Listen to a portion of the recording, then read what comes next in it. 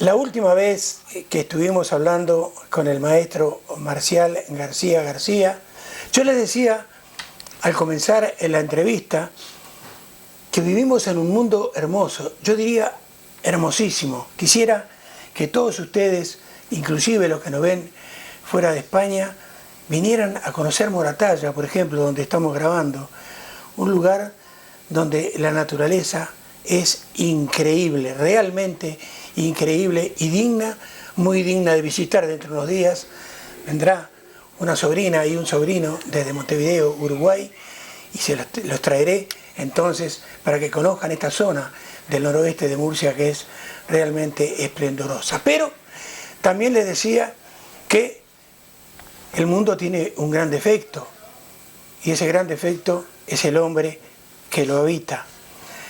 Pero no tenemos que estar viviendo quejándonos, con lamentos. Por eso la primera pregunta, buenas noches, Marcial. Buenas noches. En realidad, vivimos en un mundo donde tiene que ser de acción, no de quejas y lamentos como hace todo el mundo. Sí, por supuesto que de acción. Lo que pasa es que ya empezamos con la primera queja. La acción, una acción bondadosa, no aquel mito y aquella utopía que tenían los ilustrados y los racionalistas del 18, de aquel salvaje bueno, en el sentido de bueno desde el punto de vista de la burguesía intelectual del 18, ¿no? Sino el hombre con estímulos en positivo, no el individuo maleado por la sociedad, es decir, por el propio hombre, con sus complejos pues de envidia, el complejo cainita, que sin lugar a dudas es el peor de todos, porque que va a englobar la envidia, la violencia, y termina, como sabes, pues hasta con el propio asesinato, en el fratricidio. Pero bueno, si según la Sagrada Escritura nuestro padre fue un asesino, Caín, y nuestra madre una incestuosa, su hermana, cualquiera de ellas, en cierta manera, como diría un moratallero templado, con esos principios se vaya a venir la cosa. Ahora, Marcial, mucha gente dice, yo no cuento. Mucha gente se considera en este mundo pequeña.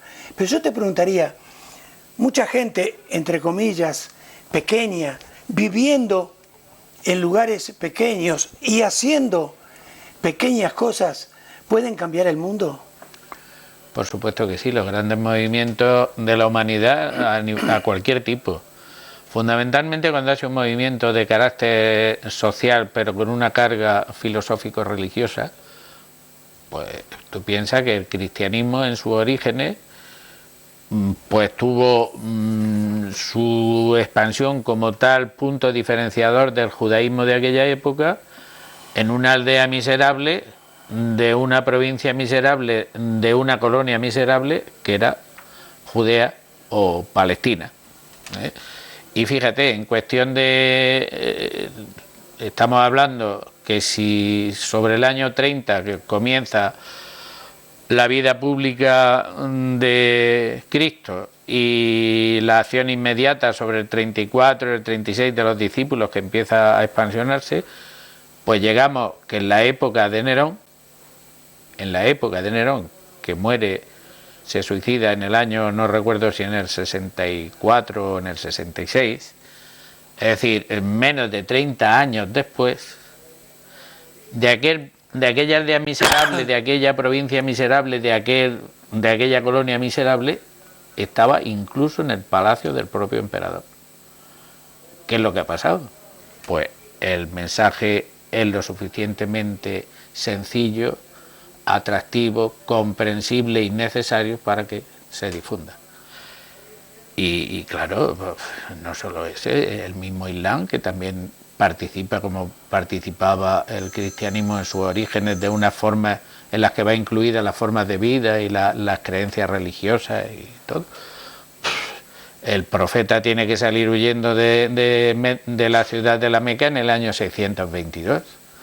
Y en vida del propio profeta no solo se ha conquistado toda la península arábiga, sino que territorios potentísimos de los alrededores, como es la provincia bizantina de Egipto, no olvidemos que era el granero de todo el Oriente Próximo y Medio, y habían llegado prácticamente a las puertas de Constantinopla. Luego sí se puede hacer. Las pequeñas cosas, cuando se hacen con convencimiento y cuando se hacen, sobre todo las acciones que pretendan cambiar el mundo en positivo, respetando lo que son las estructuras y lo que son las fuerzas y las leyes naturales, pero intentando que el hombre no conquiste la naturaleza ni la destruya, sino que se adapte a ella de una manera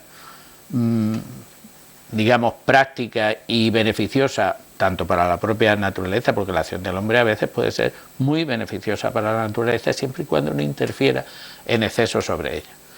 Pues estupendamente los movimientos.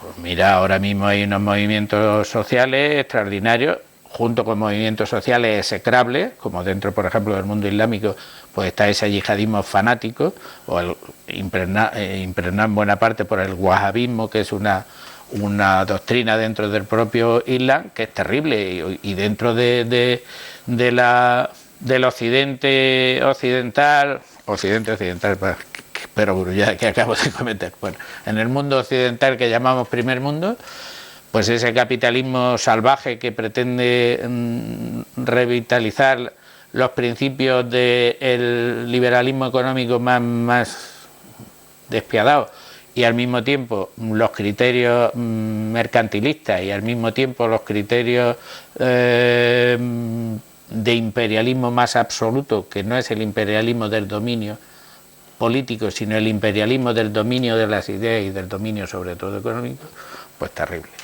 Pero esos movimientos, esa primavera de los países islámicos, sobre todo más cercanos a Europa, que son también los herederos del Islam más tolerante, que era el Islam suní, impregnado con unas doctrinas maravillosas, que es el sufismo. Si algún día tuviéramos tiempo, a mí me encantaría que se hablase del sufismo, con ese gran personaje murciano que era Ibn al-Arabi, que es uno de los tercer o cuarto personajes más importantes del mundo islámico, incluido el propio profeta. Entonces, claro que se puede hacer, y claro que es importante, y claro que se puede cambiar. Esa es la esperanza que nos queda, y si no, hacerlo del caracol en el mes de agosto, pegar la boca a la pared y morirte, te freír espárragos, hombre. Ahora, primero te voy a pedir que me digas sí o no, y después va a venir la pregunta. Sé que te encantan los toros. Ustedes, los que nos están viendo y escuchando, por ejemplo, fuera de aquí, no saben, por ejemplo, que José Tomás es un gran torero. Muy bien. La primera pregunta entonces que le voy a hacer... Pepín Jiménez. Y Pepín Jiménez, bueno. Un grandioso Entonces torero. vamos a preguntarle por Pepín Jiménez. ¿Sí o no? ¿Vos le pedirías a Pepín Jiménez o a Cristiano Ronaldo un autógrafo? ¿Sí o no? ¿Por qué no? Si lo conozco previamente, sí. Ahora, exclusivamente por el brillo del ídolo, lo dudo mucho. Muy bien. Te lo digo por esto. Porque Cristiano Ronaldo juega al fútbol. Pero Julián Pérez también juega al fútbol, pero en tercera regional. Entonces, parecería, según los que viven de los autógrafos y de los retratos con los grandes, entre comillas, reitero, hacen que de repente el mundo se diferencie. Yo te pregunto, ¿hay algo insignificante en este mundo? Si eso depende mucho del que sea el receptor de ese mensaje y del que quiera producir esa acción. Entonces, lógicamente, hay personas en las que hay una palabra inglesa. Yo he sido siempre muy poco anglófilo, pero reconozco que tienen algunas cosas extraordinariamente pragmáticas y muy claras y muy evidentes. Eso Nacha, la gran Nacha Guevara, ponía una boquita extraordinaria para decir snob. Esa palabra inglesa, que viene de un término latino, sine nobilitate, entendiendo como nobilitate lo más digno de nobilitate, nobleza en general, no la nobleza titular. Pues cuando una persona es snob, Yo cuando empiezo a ver gente que hace para hablar, hace gestos así, que empieza a utilizar anglicismos sin ton ni son, teniendo la lengua extraordinariamente rica en todo tipo de matices como tenemos la nuestra, y empiezo a oír hablar de marca y de tendencia y de cosas, ya de principio pongo, no soy hombre de barreras, pero pongo una barrera psicológica. Yo automáticamente me convierto en el tonto imbécil que no sabe absolutamente nada de lo que está diciendo y pongo cara de pasmarote ante su ejemplar cátedra de todas las tonterías que van a durar lo del vuelo de una mosca. Porque, por desgracia, en este mundo sin salsa, sin contenidos, sin valores y sin nada, esas cosas, esas tendencias, vuelan los que los creadores quieren que perduren.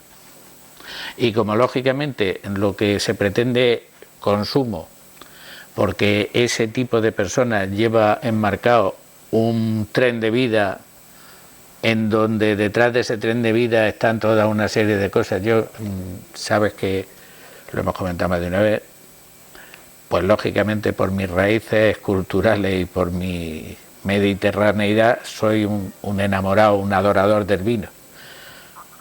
Y ha llegado un momento aún en ciertos grupos sociales en donde coger una copa de cristal de Bohemia, poner el dedito así, empezar a meter la naricita, poner la respingona como si oliese a mierda, que no caca, que caca es la letra K repetida 2 veces, y empezar a hablar. Bueno, tiene sus matices afrutables, pero si hace 2 días estaba bebiendo garrafón, pedazo de... ¿Qué me cuentas? ¿Qué me quieres decir? Entonces, estamos rozando puntos que a lo mejor los televidentes pues se van a un poco a hartar de nosotros y van a cambiar, van a tocarle al diario y se van a ir. Hay mucha tontería. Mira, cuando preparas un buen caldo, vosotros en tu tierra lo hacéis también muy bueno y con muy buenas carnes, ¿qué es lo primero que se hace cuando se llega a la primera ebullición?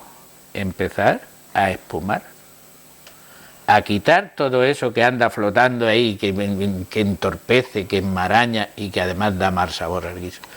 Pues la sociedad nuestra tiene un exceso de mala espumaraja que habría que clarear. Marcial, estabas hablando y yo estaba pensando... Yo ya sabes que tú me preguntas una cosa y yo te salgo por los cerros de Úbeda. Ese es el pacto que tenemos. Sí. Milton quiso comprarme, yo le dije no. El único precio es mi lengua expedita y viperina la que hay. Te quería decir que hace miles y miles de días atrás yo tenía un profesor de filosofía que explicaba al mundo y a todo lo que le rodeaba, todo lo que nos rodeaba, a través, ¿sabés de qué? De los mitos.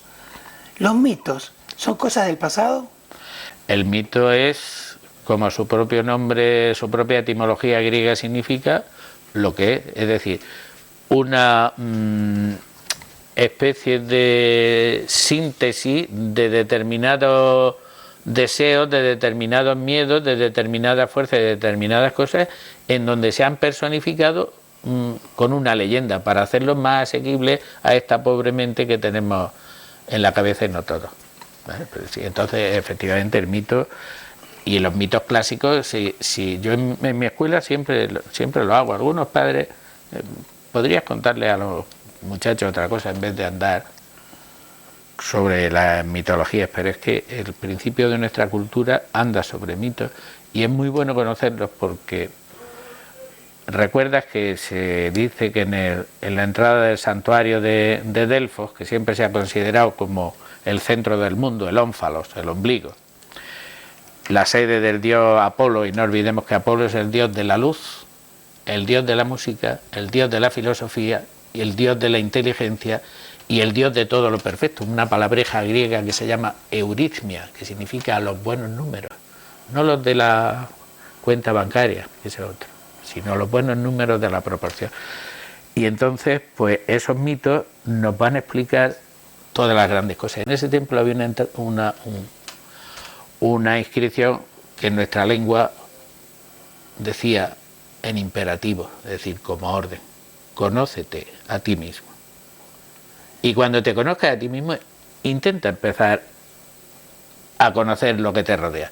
Claro, muchas veces en esos primeros momentos de los orígenes de la humanidad, cuando el hombre es consciente de su propia individualidad, pero se enfrenta a lo que le rodea, pues no hay más camino que es la salida, primero por el mito, luego por la religión, luego por el mito poético, la belleza de la literatura, la buena literatura,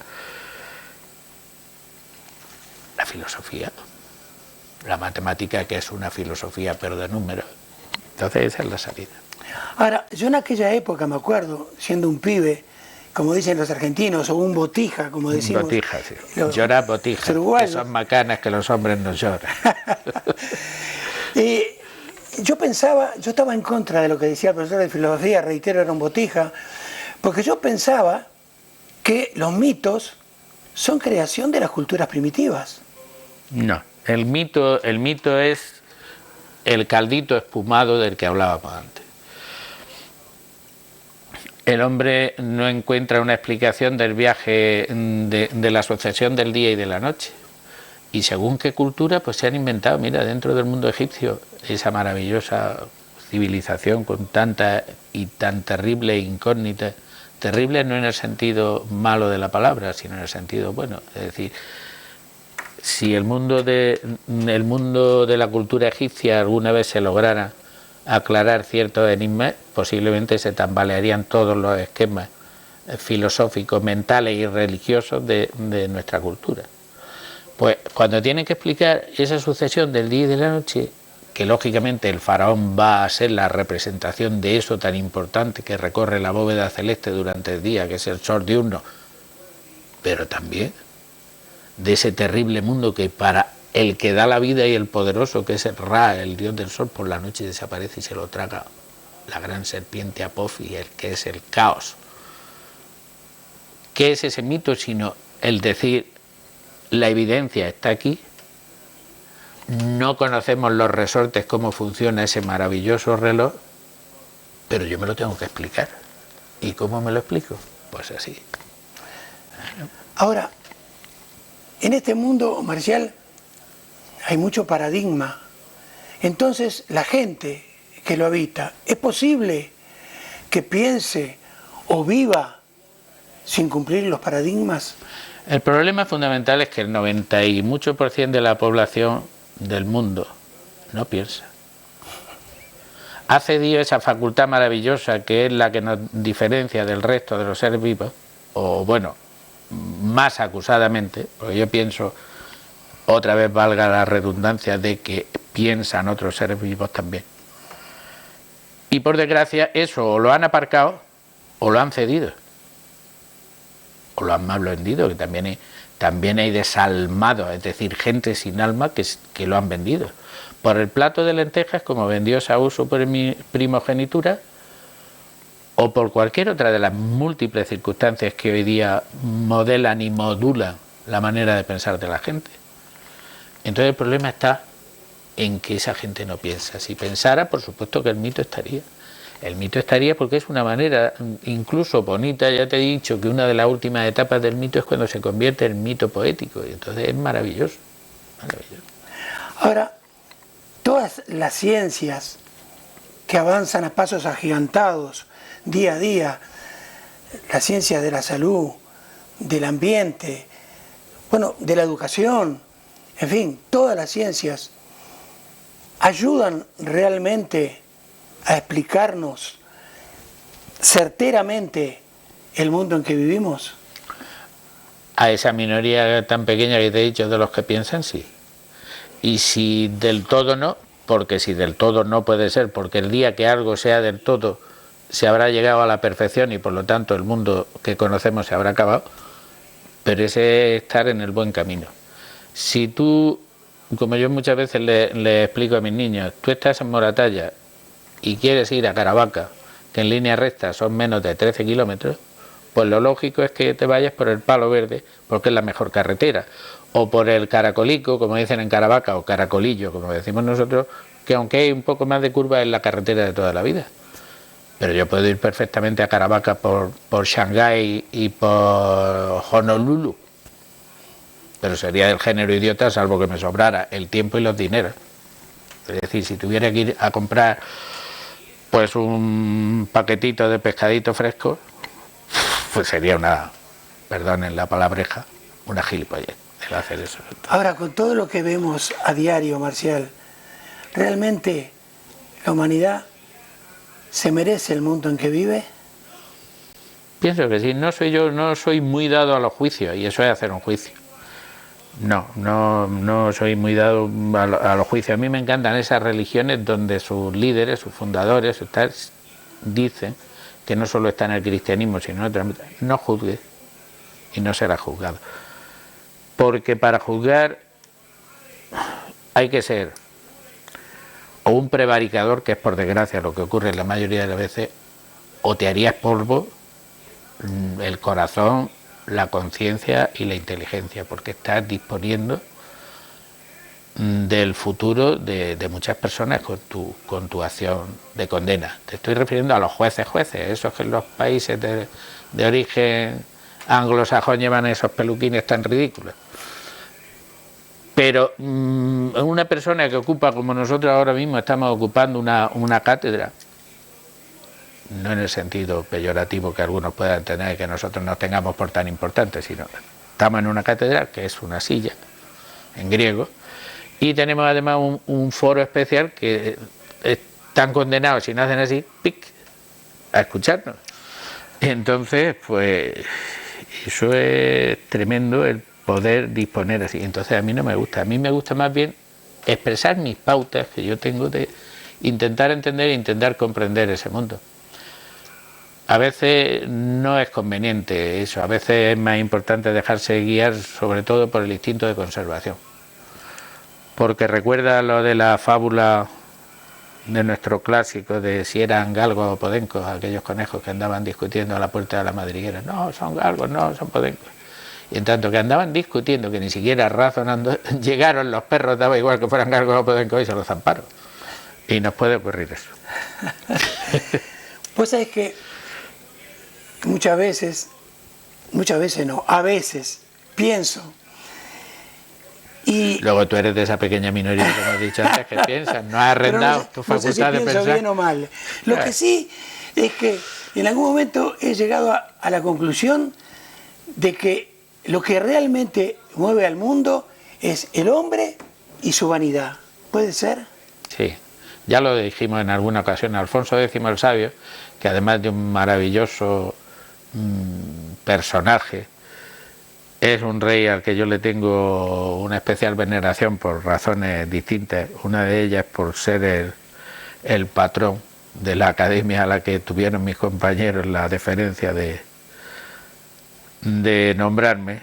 Pues decía que el mundo no tiene más que dos afanes: el yantar, castellano antiguo, la gente que nos esté oyendo al otro lado del charco, que han conservado las esencias más prístinas de nuestro castellano, lo entenderán, no hace falta, pero los que ya han perdido eso diremos que yantar es algo así como comer y alimentarse. Exacto. Pues decía Alfonso X el Sabio que los dos grandes afanes de la humanidad es el yantar y haber refocilamiento con fembra placentera. Aquí en Moratalla había una peña de la fiesta y con esa a veces escueta, no sé cómo calificarlo, pues, ironía, pero al mismo tiempo casi violencia. Decía que su eslogan era comer, beber y el macho a la hembra. La verdad es que ¿El mundo cambia con tu ejemplo o con tu opinión? No creo que cambien, no me refiero al mío de Marcial García, no, sino al mío del individuo. No cambia, pero sí puede ser un buen o mal espejo. Sabemos que eso es un punto muy recurrente, sobre todo de las mamás, de los papás, las mamases, como yo les digo a mis niños, los papases, las abuelitas y los abuelitos. No te juntes con ese. No, mal ejemplo. Pero estamos tan llenos de malos ejemplos que, bueno, a veces lo que para determinado individuo es un mal ejemplo, pues ha cambiado el mundo. Recuerda que los filósofos nunca fueron bien vistos. Nunca. Los líderes religiosos de verdad, no los que manejan las religiones, no los ayatolas, sino. Pues recuerda a Cristo, sus propios paisanos de Nazaret quisieron primero apedrearlo y luego tirarlo por el precipicio que había allí en Nazaret. El profeta, que Dios conserve y mantenga, si no sale huyendo, y eso que era de una familia, de la familia rica de la Meca, sale huyendo de la Meca, se lo cargan. Buda, que era hijo de un rey, ¿qué le pasa? Pero claro, eso es tan revolucionario lo que traen, que la buena gente, y ahora sí hago ese gesto que antes decía, la buena gente, lógicamente no pueden estar de acuerdo con esas cosas. Bueno, para terminar entonces con este tema del mundo, hablaremos en próximas entrevistas acerca de las fiestas en España, que no son 365 días en el año, son como 500 días en el año. Yo me estaba poniendo ya un poco nervioso, porque después de eso digo, a Milton se le ocurre que cantemos aquella de Il Mondo, y me veo ya haciendo gorgoritos previos a la grabación. Bueno, como última pregunta entonces acerca del mundo, ¿cómo influyen los cambios sociales en él? Pues unas veces maravillosamente y otras veces criminalmente. Y si echas la vista atrás 50 años, pues tiene un individuo graciosísimo que sacaba la lengua, que era judío, que se llamaba Alberto Einstein, y tenía otro individuo con un bigote asqueroso, con unos gestos horripilantes, que también tenía origen judío, que se llamaba Adolf Hitler. Elige la respuesta tú mismo, querido amigo. Muchísimas gracias. Sé que la semana que viene empezás con tus niños otra vez, estarás deseando volver entonces a estar con ellos, porque sé cómo trabajás y que el maestro es mucho más importante que lo que realmente el maestro enseña. Y en ese sentido me consta que tu trabajo es excepcional en ese sentido, porque pensás antes en el niño, en la persona que estás formando, que en lo que le estás ilustrando. Ese sería mi objetivo, pero mucho me temo que es tu benevolencia hacia mi persona la que llega a ese juicio. Pero bueno, estamos en el camino y lo intentamos. Muchas gracias. Venga. Yo simplemente quiero terminar diciéndoles que en algún momento dado de su vida, John Lennon decía que la gente se esconde para hacer el amor, mientras que la violencia, lamentablemente, se practica todos los días y a la luz del día.